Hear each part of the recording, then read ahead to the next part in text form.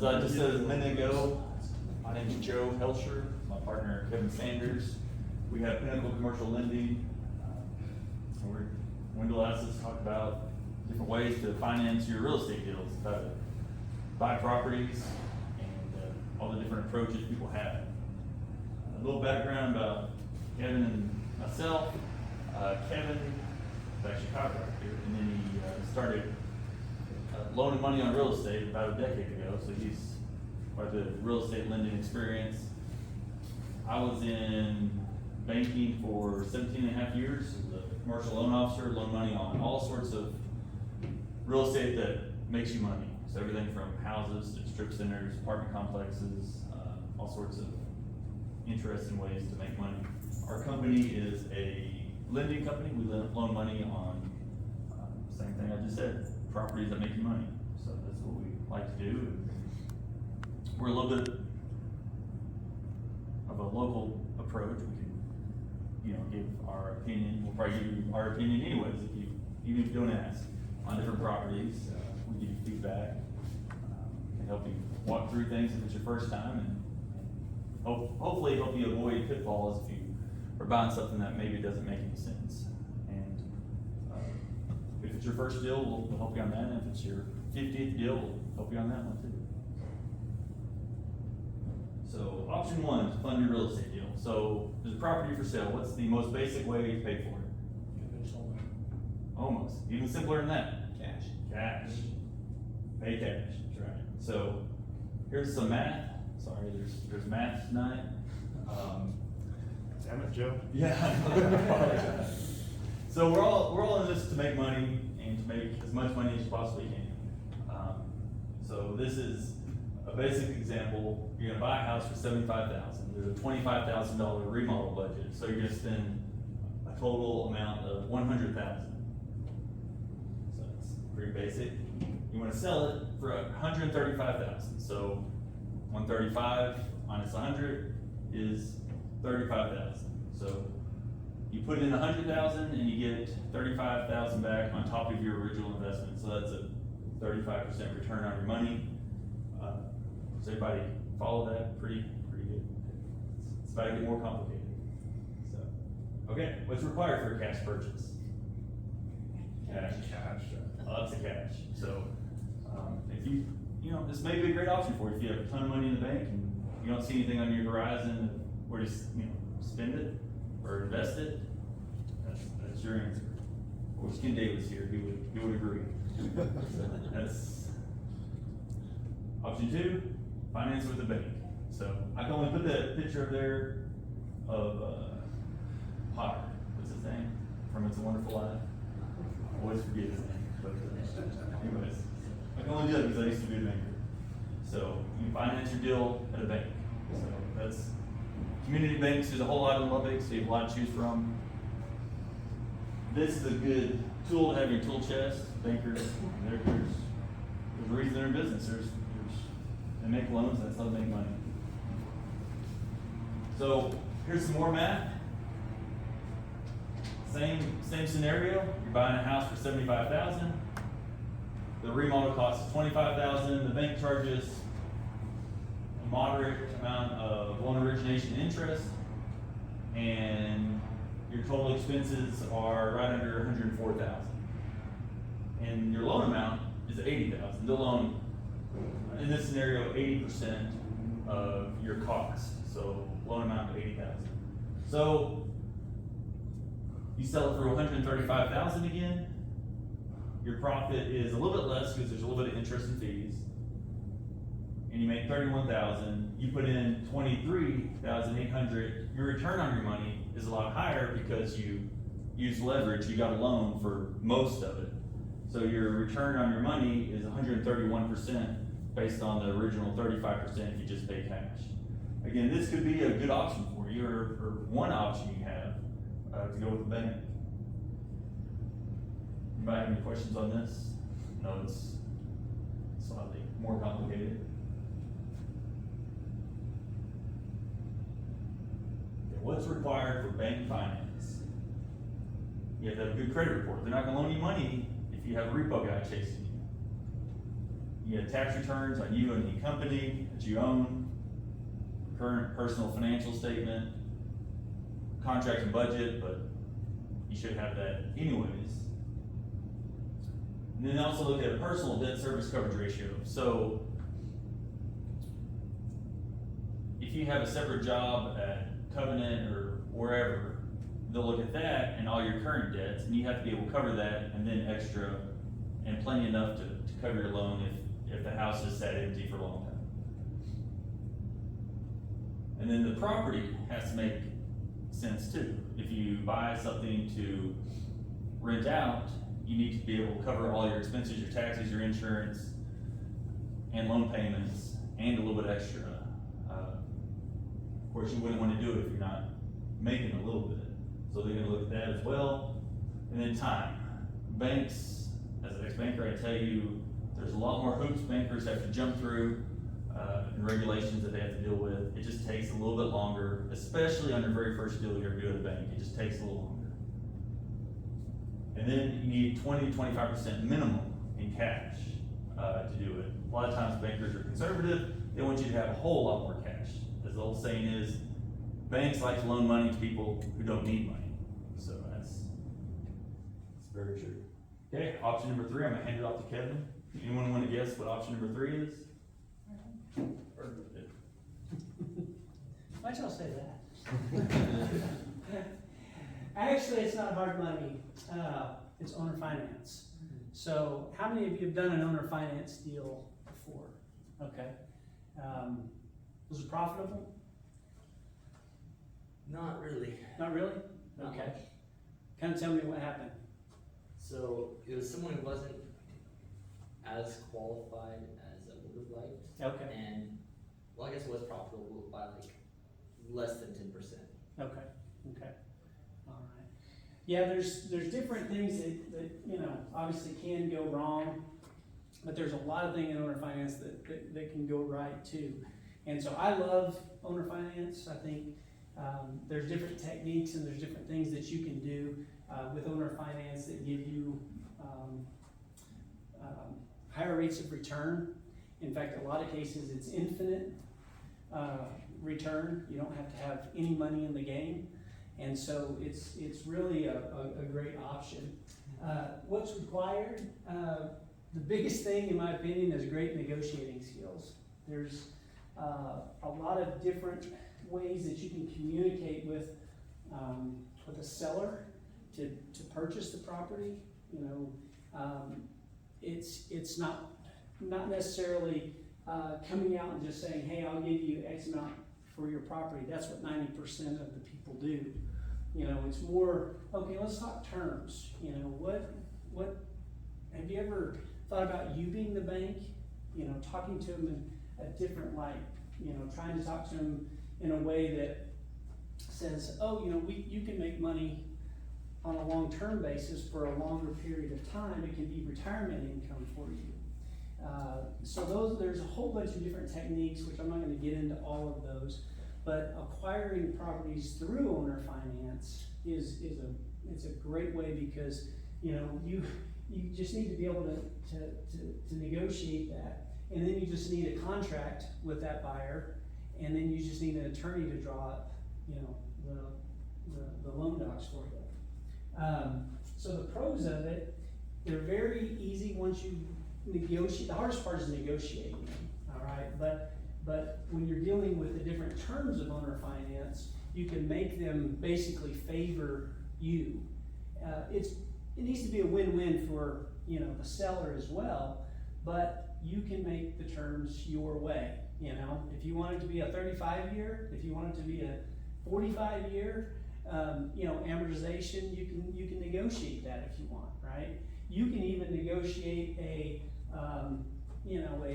30-year AM with let's say a 5-year payoff, but your payments can only be, you know, you only want your payments at $200 a month, or, you know, whatever it is going to help you cash flow. You can decide those terms and talk to the seller about that, because ultimately you can go into a seller that has had about 10 wholesalers come to them and say, I'm going to give you, you know, this huge discount on your lovely property here, 70% off, and then minus all my rehab costs.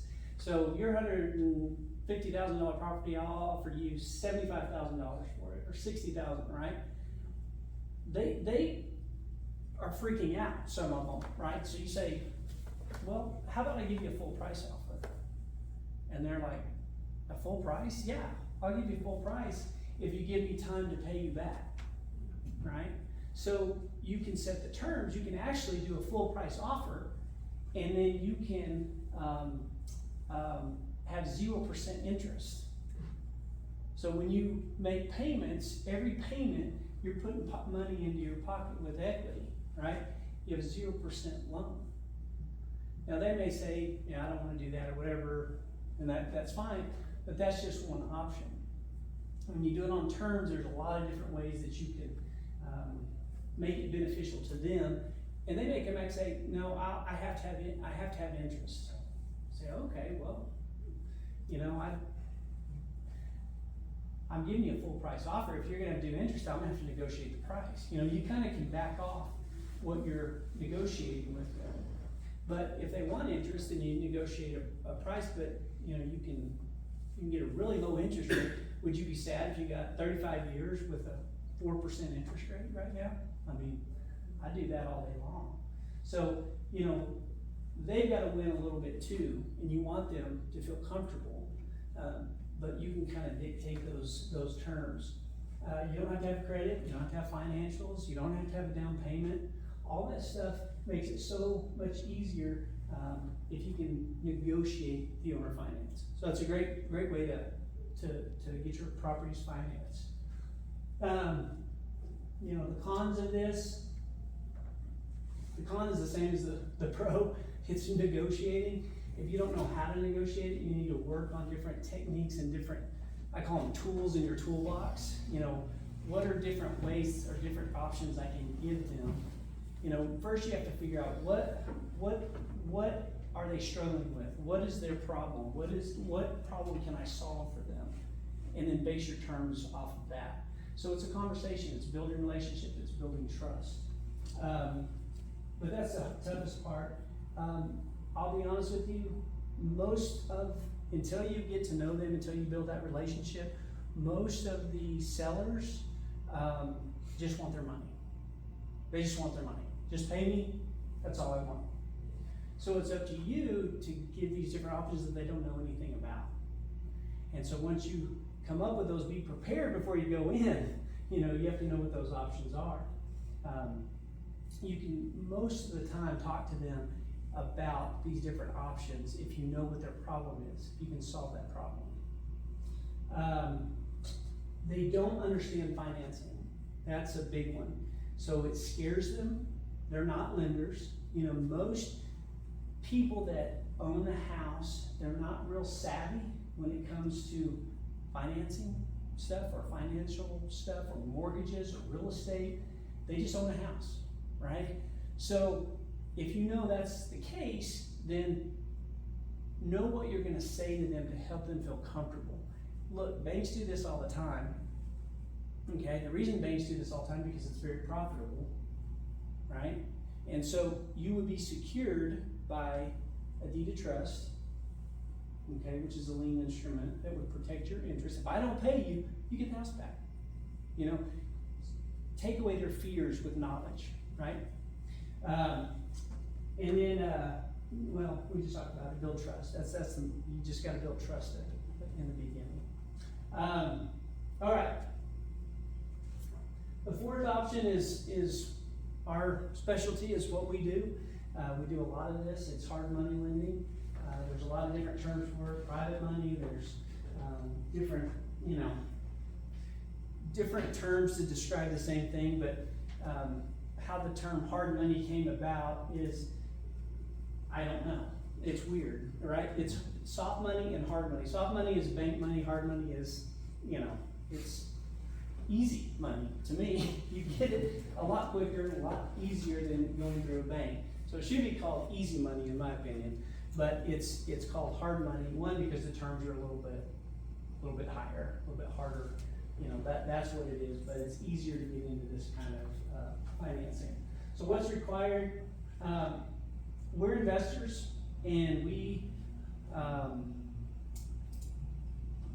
know what investors want. We know that investors don't wanna put a lot of capital out there. So our loan products are based upon not having to put a lot of capital out there.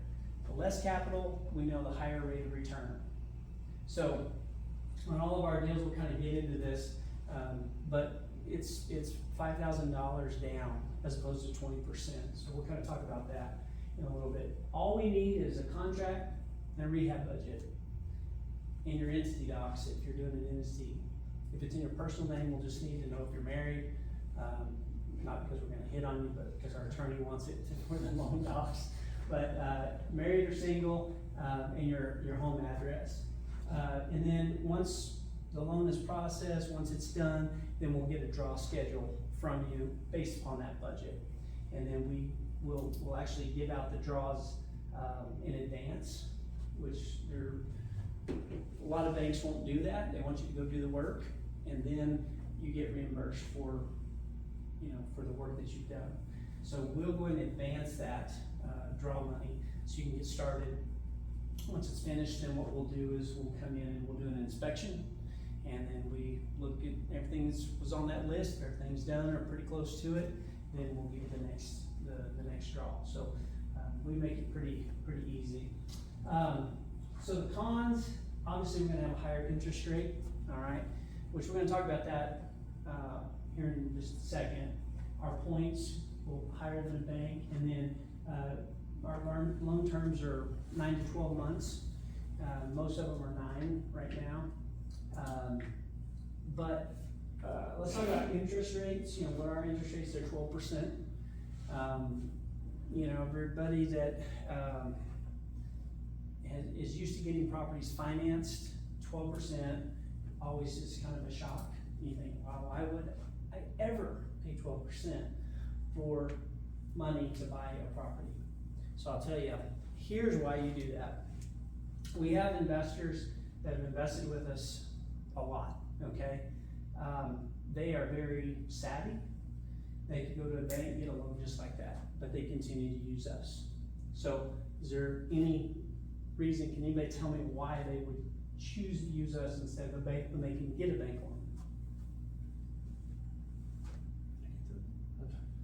Because you're easy to work with and you close deals quickly. Yes. Speed. There it is, speed, yes, right? And you're not gonna be in these loans for a long period of time, so it's 1% per month, right? So if you can get in and out of the deal in 3 or 4 months, which you should be able to, then you're not really spending that much. That interest is minimal, right? Because if you look at it this way, if I gotta wait on a bank to fund me, then I may miss out on that deal. So I just missed out on $30,000 because I wanted a 7 or 6% interest rate, but I missed out on $30,000. I wasn't willing to pay the 1% per month. So you gotta look at it a little bit different than when you're kind of assessing it. We can help you buy 3 or 4 properties before the bank can finance 1 property. So that's our niche, that's it. We're also asset-based lenders who are looking strictly at the asset, okay? We're not going to pull your credit. We don't care about credit, all right? We're gonna look at the asset, and we'll lend up to 75% of that after repair value. So what a bank will usually do is they're gonna look at the asset, but they're also gonna look at the person. Okay, you're gonna look at your credit, you're gonna look at your finances. They're gonna say, okay, is this person, if this deal goes south, is the property gonna be salvageable? And, you know, is this guy gonna be able to pay it if it's not? So they're gonna look at those things where we're gonna just look, you know, at the asset itself. If the asset works, all right, the numbers work, then we'll more than likely do the deal, okay? We're not gonna lend in war zones. are war zones in Lubbock, and we're not gonna lend in those. So, you know, you may bring us a deal and it's like, that's good numbers, that's a good deal, but the area, we're probably not interested in doing that area. All right, so that can happen sometimes, but most time, you know, Lubbock's got a lot of great areas, and even in the areas that are questionable, you know, we'll still do in some of those areas as well. So we can, you know, fund them pretty quick, within usually about 14 days or less. It doesn't take us long. What takes a longer time is sometimes, as Wayne has experienced, title issues. You know, if you can't get title to, you know, the property, then, you know, obviously you can't do the loan. So there, you know, that's the main thing that will slow us down, is dealing with title issues. Our attorneys are pretty quick to get loan docs out, and we get them within a day or two. So we like to say 14 days, but we can close them quicker than that if need be. We don't like to, because we have to jump through a lot of hoops to do that, but we closed them in as little as 3 days before. So that was a lot of pressure. I didn't like that, but we can do it. So you know, we don't do tax returns or financials, all that kind of stuff. So the other benefit is a lot of hard money out there will do 90% of the purchase price, and they'll do up to 100% of the rehab. And so we'll do just $5,000 down, you know. And so if it's a $100,000 property, instead of, you know, bank 20% down, you put 20,000 down. Well, that should be 5,000 down. 200,000, 5,000. It's a pretty good deal right there. You can get into a lot of properties that way, and that's what we want you to do. We want to be on your team. We want to be able to say, okay, hey, go grow your portfolio, because you're going to have a lot more cash to do that, to get into these properties. Okay. Plus, it helps with your return, your ROI. All right. So math on a hard money loan, we kind of use the same that Joe did. We have a $75,000 purchase price. Remodel cost is $25,000. Loan origination is around $9,000. Your total expenses, you're in it for, you know, about $109,000. Loan amount $97,000. So your net sale, let's say you sell it for $135,000. Your profit is $25,000. You invested $12,000, so you got more, you know, invested into it. But your ROI, because you only put $5,000 down, man, it's 211%. I mean, you do that all day long. I mean, that's where hard money is beneficial, is because if you're just going strictly bank, which that's totally a great way to go. It really is. It's a bank. I'm not downing banks. It's just your ROI is gonna be good there, but how many deals are you gonna miss out on because the bank can't close in time? So that's the difference, right? So if you get 211% ROI, how many houses, you know, can you do that with?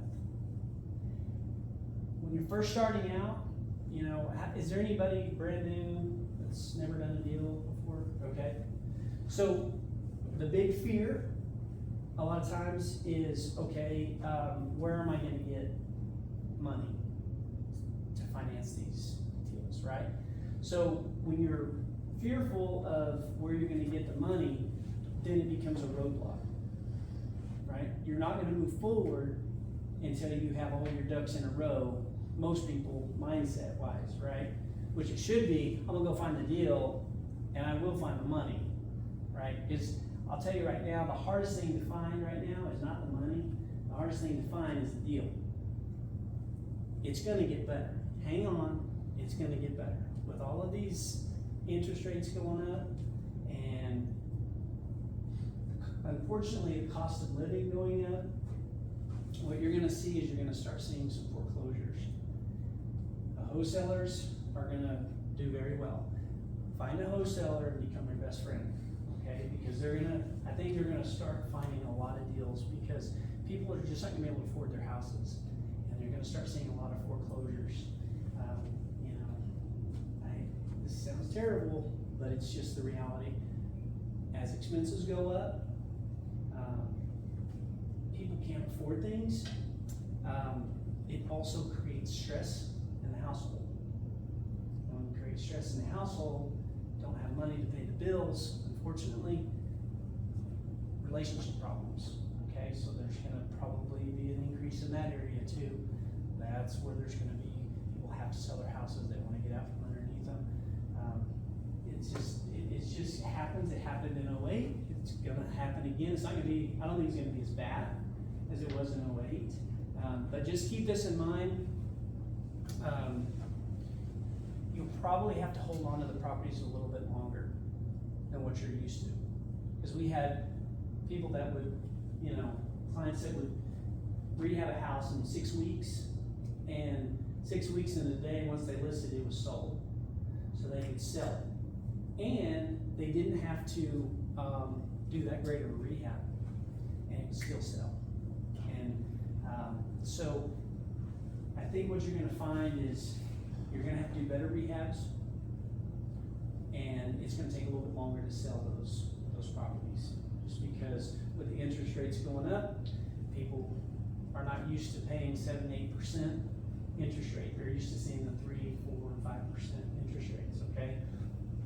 Don't let that scare you. My first mortgage was 8%.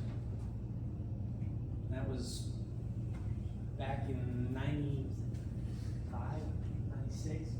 That's what they were. But our mindset has been fixed on 2 and 3 and 4%, right? Back in the 70s, which you probably could talk about a little bit, is both of you guys, what, 18, 17? How much were those? 21%, yeah. And guess what they still did? They sold houses back then, right? Slower, but we're kind of headed on that uptick, all right? And you're gonna see these rates go up. So just be aware of that. Just make sure you do a good job when you rehab, and just know that you may have to sit on it longer than normal, which means you need to plan for it because your interest will be a little bit higher while you're sitting on it, okay? Good thing is we're not Austin, we're not Dallas. Lubbock has got a pretty good track record of, doing this, right? Where Austin, all those are doing this, but you know what they're doing now? They're crashing, all right? We talked to a banker in Austin today. What did he say? He said, interest rates went up, it stopped. The selling of houses has stopped. So, when I talk to him fairly frequently. He lives in a nice part of Austin, and he was saying people would knock on his door and try to buy his house, just to buy it. I mean, they're just looking for houses. He said, I would sell my house for, he told me how much more than what he paid for it, a tremendous amount more than what he paid for it 3 years ago, but he wouldn't have anywhere to move because there were no houses. And he said, now, it's a dangerous city. And he said there's some builders that are walking away from their contracts on lots. They put down a deposit and they're just walking away. So and my parents lived in Austin in the 70s. And I heard a lot of those stories, same thing. It went like this, and then went like this. So thankfully in Lubbock that's a lot more like a landscape. It's a lot flatter. So that's where we're at. Yeah. Any questions on this? Any kind of make sense on the math? I got a question. Yes, sir. What if you don't even have 5,000? All right, great question. Great question. You're new, you don't have any capital yet.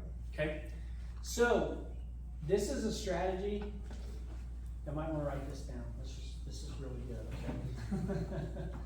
So you can get your down payment, your $5,000 down payment funded. Okay, so meaning you can get into the deal with no money down. So how you do that is our down payment is $5,000. So what you want to do when you're writing your contract, you want to add $5,000 to the sales price,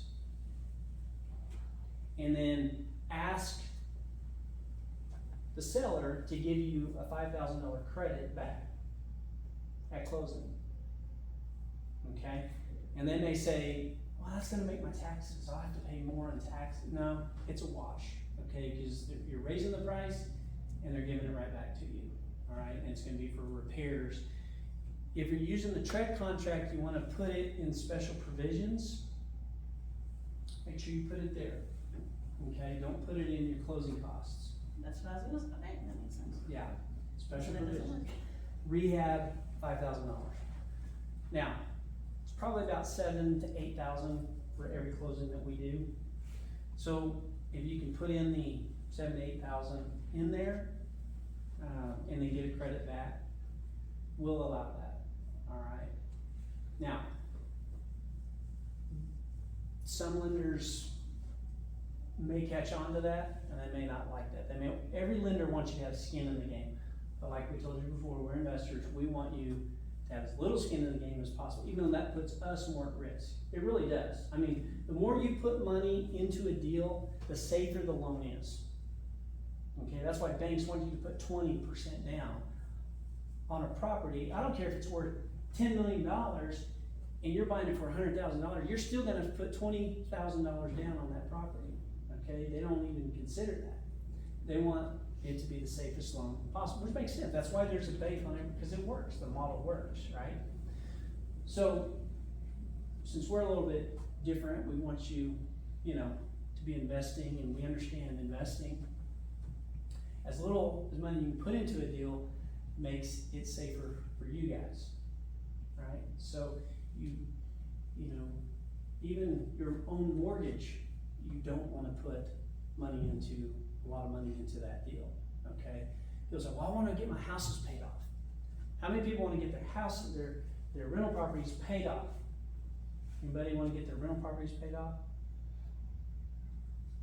Rather have them paid off than not, Okay, but with all of it, yeah.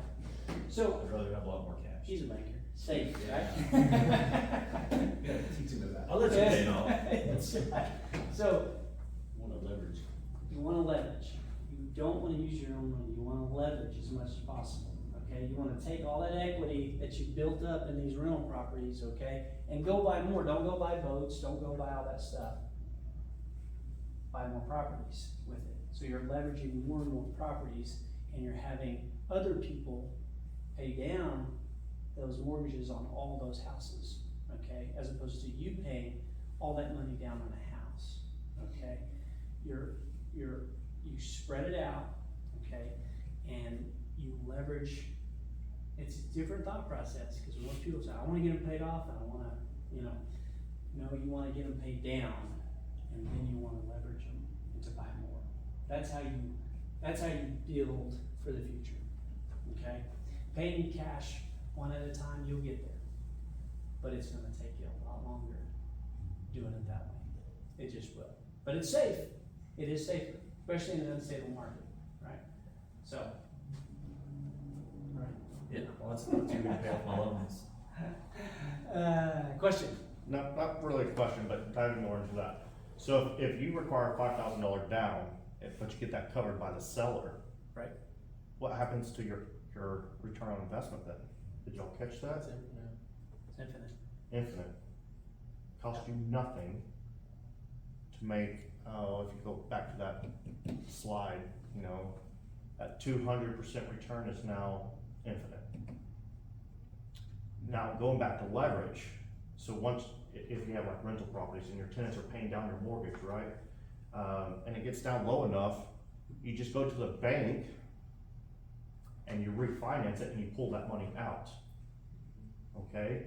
But that money that you get, do you pay taxes on it? You don't. No, it's free money. No So tax. you basically get a tax-free loan from your own property to go do whatever you want. Hopefully it's to buy more real estate, right? But at some point when you have enough real estate, I mean, that's when it gets really cool. But paid off is always safe, yes, Joe, but that's boring.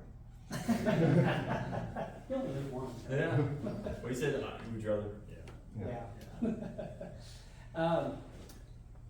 Now, the strategy that we told you about increasing the price of the house, you have to buy the house right, okay? You have to, it has to make sense, cause we're only gonna lend up to 75% of the after repair value. So if you don't buy it right, you can't add that and get a credit back, cause you're still gonna have to come to the table with money, because you're gonna have to be below that 75%, right? So you can't buy a house that's worth $100,000 and you buy it for, you know, $80,000 and add 5,000 to it. It's not, the math doesn't work, right? So you gotta buy it, you know, let's say you gotta keep in mind your rehab costs as well. You know, 60, maybe you buy it for 60,000 and it needs 10,000, you know, you could probably get away with doing it that way. But your numbers have to still add up to that 75% of the after repair value. Make sense? Okay. All right. So, what other question? Any other questions on that strategy, or? The one thing so you were talking about adding the 5,000, what is that called when I heard you ask for it at the end? You said the term, help us in. Seller credit. Seller credit. Yeah. Okay. Seller credit. Thank you. Other questions?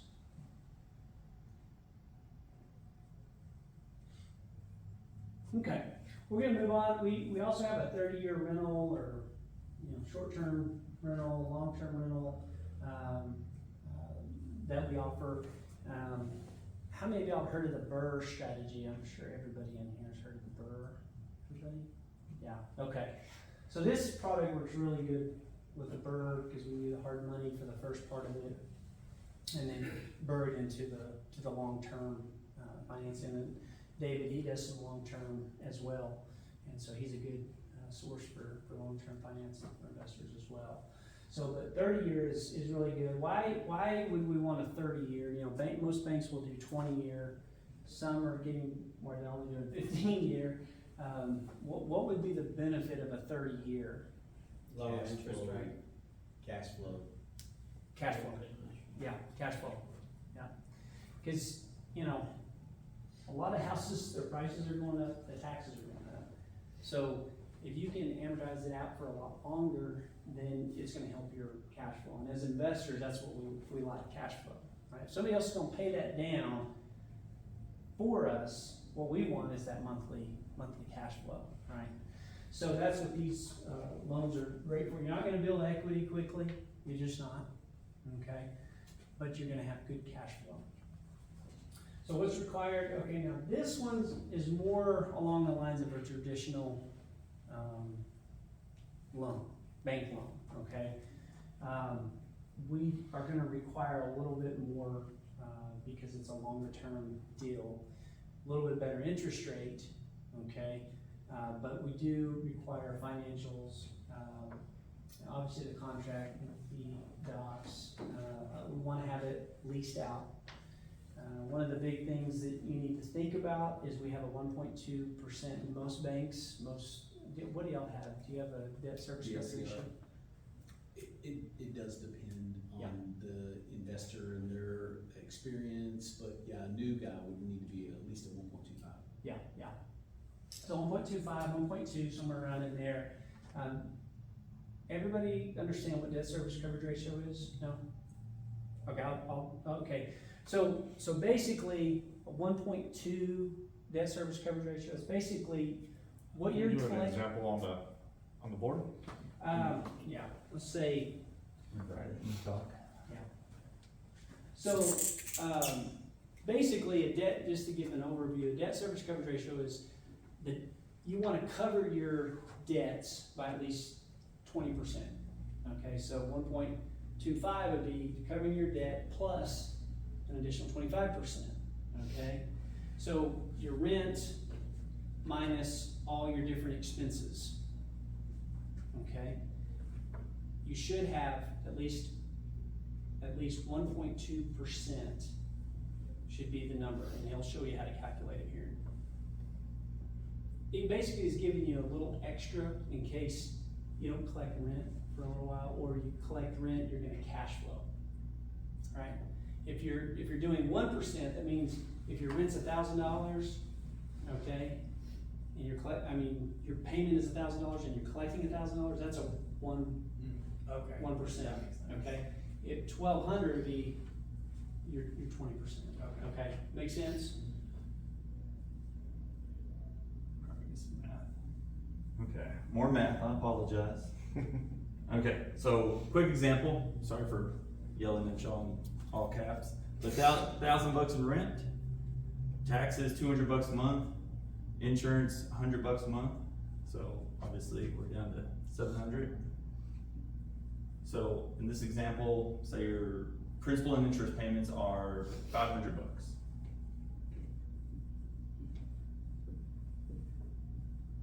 So the math on that is, how many times does it cover it? Or let's do something real simple. What is, if your payments were $700,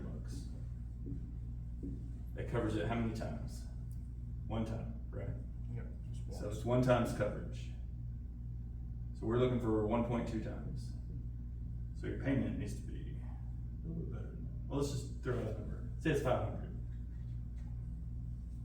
Your rent needs to be $1,200 for your $1,000 worth of expense. If you did it that way. You're back into the rent, yeah.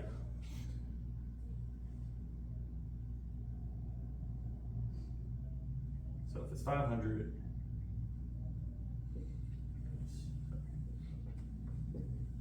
So that'll cover it 1.4 times. So you can back into a number. There's a couple different ways to calculate it. This is a pretty common way to calculate it. So another way is you can back into the number that way once you know your P&I, principal and interest.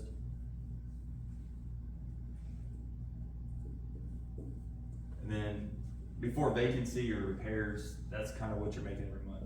Different people have different strategies on how much they want to make. I'm sure everyone in here has their own thoughts on that. Some people want to do a minimum of $300 a month on a property. That also depends how expensive the property is. It looks a lot different when you have a $75,000 property versus a $300,000 property. That $300 can make a big difference on a small property, but not so much on a big property. Everyone thoroughly confused with math yet? Wendell, I think you still had a really good spreadsheet from some time back. I don't know if It's the same spreadsheet I use today, and it always calculates my debt service coverage ratio. Sure. I don't like to see anything below 1.25, honestly. It's just, the quick formula for that, honestly, is just, what is it? Your rent divided by cash flow, or do I got that backwards? That's right. No, that's right, yeah. I'll give you a quick formula of what your debt service ratio is. And there's all sorts of ways to calculate what your return is and different rules of thumb. You know, the 1% rule, if you have a house that costs $100,000, 1% in rent is $1,000. You don't want to ever get under that.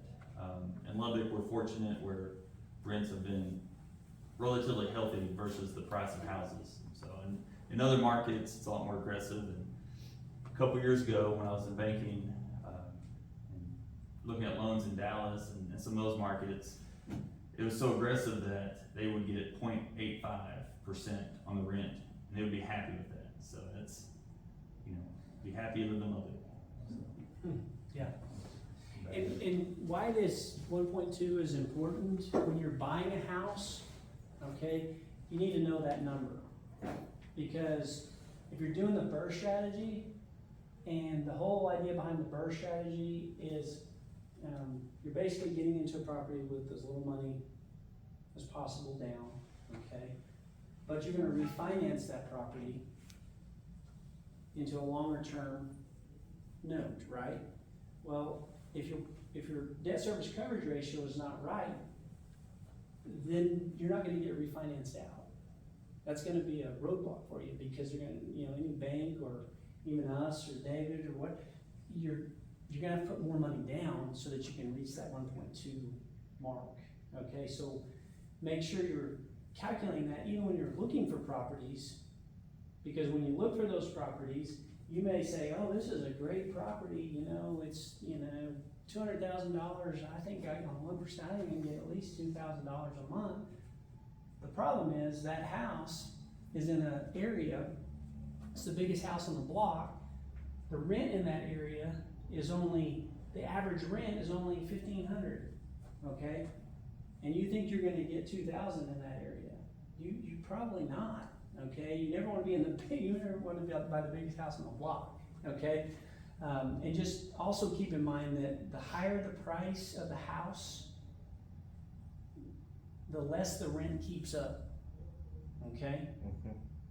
So if you have a $500,000 house, you're probably not gonna get, that much rent for it, okay?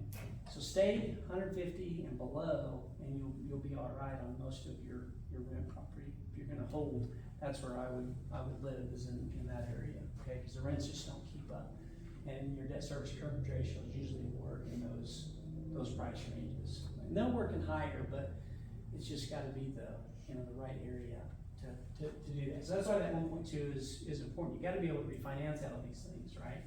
So that's something to check. All right, so we also want to see about 6 to 9 months of liquidity.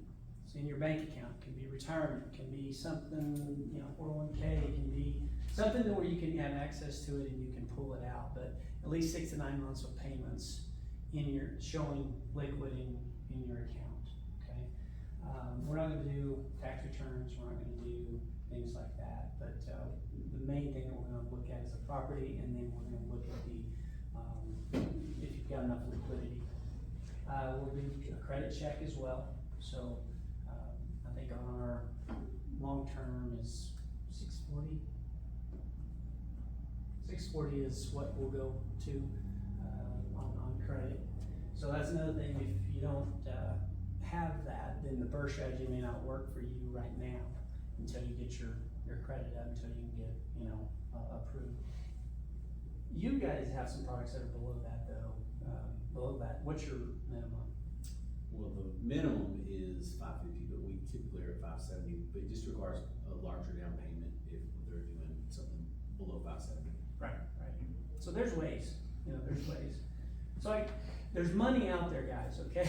You don't have to let that be a roadblock. Money's the easy part to get. And then we want you to own the property for at least 3 months, okay? So own it for 3 months, doesn't have to be rented for 3 months. It just, when it's rented, that's when you wanna refinance it, but you have to have owned it for at least 3 months, okay? All right, pros, it's great to use with the burst strategy, and I know most of you know what it is, but it, basically stands for buy, renovate, what's next? Rent, what's next? And refinance, right? So it's a great strategy, to use with hard money, and be able to get into a lot of rental property. It has longer amortization, like we talked about before, which helps cash flow. The rate can be fixed. Right now, the environment is changing so much, and so fixed for 30 is still out there. It's just a lot higher interest rates. I mean, you can probably find it, but they keep raising, the feds keep raising the interest rates, and so, a lot of banks where, lenders get their money, we have to abide by their rules, and if those rules change, then we have to change our rates, and our terms based upon what they say. So we're kind of limited, on that. We have a lot more freedom in our hard money side though. And then we can do cash out. A lot of banks do not like cash out. It scares them because that means they're putting more, because now they're not as safe, right? So they're putting more money back out there into a property that they don't want to get back, so they're a little hesitant. They just, if you're gonna go refinance at a bank, don't say you're gonna do cash out, okay? Don't say you're gonna do cash out. What you say is, I'm gonna do some repairs, I've got some things that I wanna do on the property. Have some repairs, don't lie. Have some repairs to do on it, but, they don't like the term cash out. So don't even, that's like a cuss word in the bank, huh? Is it not, Joe? They don't like that, yeah. We'll allow for, up to 75% for a cash out refi. And then, of course, like we talked about, the terms are a little bit better, a little bit closer to a bank, you know, I think. Right now, we're probably 8.5, somewhere around in there for our long term. You can probably get better at a bank for sure, but, you know, if you want to burr using a bank, it's fantastic, yeah. Use us for the hard money and you got a relationship with the bank or. And it's 20 years. Huh? And it's a 20-year. It is 20 years, yeah, and so your payment may be a little bit, higher with that, a little more difficult to calculate. Cons, similar to underwriting of a bank, not as intense, but it's still, we'll look at the person a little bit more, than we did with the hard money. You've gotta have a decent credit, you gotta hold on to the property for at least 3 months, which usually when you're rehabbing it, it's gonna take you at least 6 weeks most of the time. And, you know, some contractors out there might take you 3 months, so it just happens with some contractors, they get busy. And of course, here's the deal too. Contractors are gonna kind of be readily available, you know, they were hard to find there for a while because it was so busy. But I think you're gonna be able to find some good contractors, that are just looking for work, you know. Sometimes in the rehab world, when everything's booming, you know, all the professional builders, they kind of get the great contractors. And, sometimes, because it's not a regulated industry, sometimes there's some bad actors out there and you gotta be careful. Little thing to tell you, never, ever, ever, ever, ever pay your contractor unless the work's finished. I don't care what story they give you. I don't care if they bring their little kid and he's crying, says he needs to eat. Say he can eat whenever you finish the project, okay?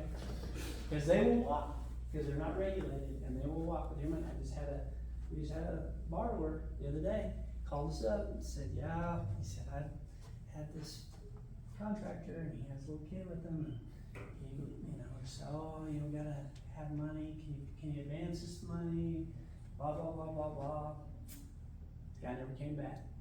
So they're out there, so make the point, don't ever do that. And then, no rural areas, but we'll look at some of them around here, okay? There's, some will do, but, just depends on the area, okay? All right, so the burst strategy, we talked about this a little bit. It is great to use with hard money. It's a way to build your rental portfolio, you know, little money down, get it fixed up, and then when you refinance, you don't have to put any more money back in the deal. It's still that $5,000 that you put into it, or if you use that other strategy, you have no money into it, and you've got a 30-year loan without any money out of your pocket. So less money equals higher return on investment. We did those calculations for you. So thank you for being here. Appreciate the invite to talk tonight, but what questions?